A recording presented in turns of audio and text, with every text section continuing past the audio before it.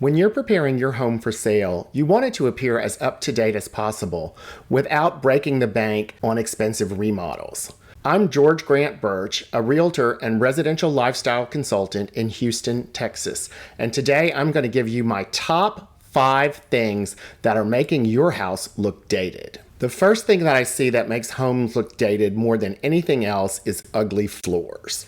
This goes beyond just the rolled Congolium products from the 1970s and includes all sorts of vinyl, wood parquet, and saltillo tile that were all the rage in the 60s, 70s, and 80s, but decreased in popularity as designers used to realize that they just weren't as durable as other surfaces. Compared with modern surfaces, these items show dirt badly and really wear and just don't look updated in most homes. While ceramic tile is timeless, the 4x4 and 8x8 squares that were installed in the 70s were soon replaced by 12x12 squares that were installed in the 80s and 90s. This is 2022, and now large format ceramic tile is what looks modern and fresh. Older tile floors probably need to be replaced, even if they're still serviceable. Another flooring mistake that makes homes look really dated is the dreaded patchwork of flooring materials throughout the house. When I walk in and the entry is one floor, and the den is another floor, and the dining room is another floor, and the kitchen is another floor, it just makes the house look choppy and old and dated. If you have that situation, keep in mind that you're only going to get credit with a buyer for the worst floor in the house. So if you replace the old family room carpet with hardwoods, but didn't take it into the hallways and the den and the dining room, it's going to look cheap and dated. When you replace flooring in some rooms, but leave flooring in others, buyers only see mismatched flooring, and they realize they're going to have to refloor the whole house to get a modern, contemporary look. How do you address this without spending a fortune? That's going to depend a lot on your budget, the layout of your home, and the time and effort you want to put into addressing the issue. But here are a few general rules of thumb. If you live in a one-story home, ideally you'll find a neutral, modern flooring that you can use through every room in the house, from the kitchen through the living areas and into the hallways. Depending on your budget, it could be hardwoods, a large format tile in neutral colors, a laminate material, or even some of the affordable vinyl plank options that are now available. Plan on putting it in every room, including closets, with a couple of exceptions. If you prefer carpet in bedrooms, that's perfectly acceptable. Just pick a neutral one and put the same carpet in every bedroom. If you live in a 2-story house, it's probably okay to recarpet the upstairs as well. If your kitchen or bathrooms have ceramic tile floors that match the fixtures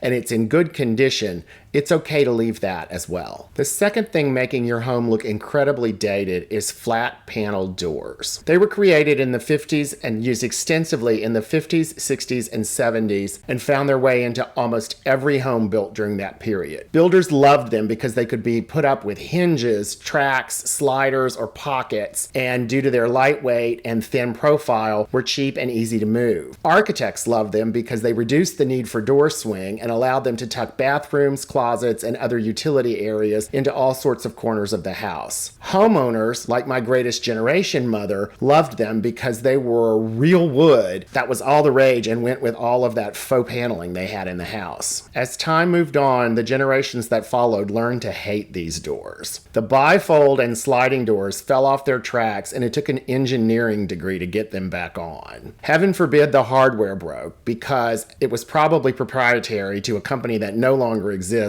and could never be replaced. If you've ever had the misfortune to have somebody hit one of those doors with a hard object, you discovered that they're actually hollow inside and are really just thin sheets of veneer spaced with cardboard in the middle. Not really a quality product worth saving. Unless your home is a rare mid-century treasure that's worth preserving, you should ideally replace these doors if you can afford to. They're not super expensive. I've also seen a few hacks on Pinterest and other internet sites where they take molding to create a 2, 3, or 4 panel look that is a remarkably realistic shaker representation. As with all hacks, Use those with caution and have a backup plan in case you're not thrilled with the results. Prior to the Industrial Revolution, I suppose all kitchen counters were made of wood, but that all changed in 1907 when the Westinghouse Company invented Formica. It was originally intended to be electrical insulation, but they found that its hard, durable surface was easy to keep sanitary and installed and made a beautiful, seamless countertop. Formica was durable, sanitary, and colorful, and soon found its way into pretty much every home in America. It was, and still is, a dream material for the kitchen counters. Manufacturers kept it relevant by changing the colors and patterns offered through the ages. This was super evident in the 1970s when brightly colored counters in avocado green and harvest gold were installed, and in the 80s when faux butcher block took the world by storm. Then the 90s rolled around and Formica became displaced by natural stone, which was mined and shined around the world to fill America's kitchens with rock-hard surfaces in rich, natural colors. Today, all of these materials, including Formica, are still around, and the current trend is bright white colors with veins of gray. Planet-conscious millennials prefer the newer quartzite material, which offers durability without cutting into mountainsides. Formica counters are now installed without the telling dark edge that makes them look old and dated. If your counters are old, dated, and worn, you'll probably want to replace them with one of these materials. Tile is one of the most heavily debated materials on home tours, and its greatest strength is probably also its biggest weakness. Tile is durable to a fault and often outlives its style by many generations. Expertly installed tile can literally last for decades, if not centuries, and it's messy and expensive to replace. So at what point do we rip it out and start over? Unless the look you're going for is 1970s McDonald's bathroom, bright orange, yellow, and tangerine tile probably has seen its better days. The 4x4 tile installed ubiquitously in the 40s, 50s, and 60s in a progression of shades from pastels to neutrals to earth tones has also seen its better day.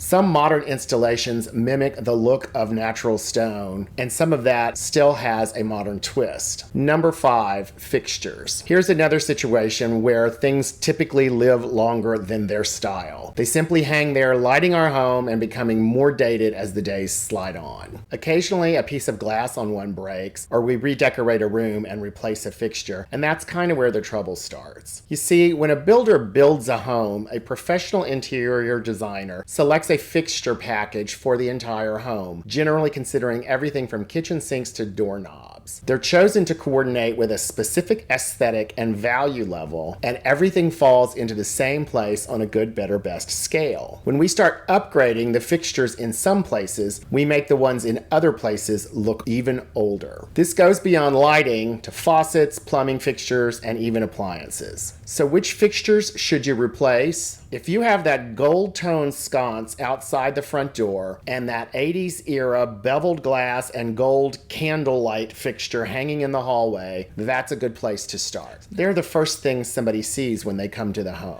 If there are other dated fixtures in sight from that vantage point, such as the dining room, you might want to replace that as well. The other fixture that tends to make a really dated opinion of a home is the pendant over a breakfast table. It could probably use an update. And if you have the Hollywood bath with the chrome strips and all the big bulb, you may want to replace that as well. So you're ready to sell and you want to update a few things, but you go to the home center and you're completely overwhelmed by the enormous selection that they have and you don't know where to start. Here's a tip. Go to a model home in your neighborhood or near your neighborhood where new homes are being built and take a tour. Take pictures of the fixtures, they won't mind, and then see the aesthetic that's selling in your neighborhood. I promise you those builders have done their research, and if that's the fixture they're putting in a house, those are the fixtures that they know are popular on today's market. I hope you find this video helpful, and if you do, click the subscribe button to subscribe to my channel and click notifications to be notified when I put more great home tips online.